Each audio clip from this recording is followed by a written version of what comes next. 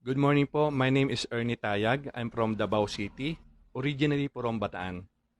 Ang aking health concern po or health problem ay meron po akong prostate enlargement. Ang una pong nangyari sa akin at the age of 41, doon ko na lamang meron ng prostate enlargement kasi po bigla pong sumakit yung aking tiyan tsaka likod na yung pain po is mas gusto ko pang mamatay. So, nagpa-check up po ako. Ngayon po I'm 53. So dumating po ako sa point na umiihi na po ako ng dugo. Yung solid na dugo po. Pag umihi po ako, hindi po siya malaglag not unless pindutin ko po yung dulo para malaglag po yung dugo. Ganun po ka-solid yung iniihi ko. So dumating na din po ako sa point na sa kakainom ko ng gamot, sobrang sakit na po ng aking tiyan at nagpo-produce po ng maraming sipon. Ah, Kaya sabi ko, nagdasal ako, sabi ko, Lord, paano ba ako gagaling nang hindi na iinom ng gamot? Kasi pagod na po ako uminom ng gamot at masakit na po talaga ang aking katawan.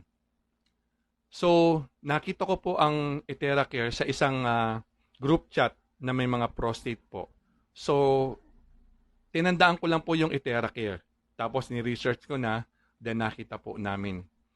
Magaganda po lahat ng testimonies, kaya po ginawan po namin ng paraan, especially na aking asawa, na magkaroon kami.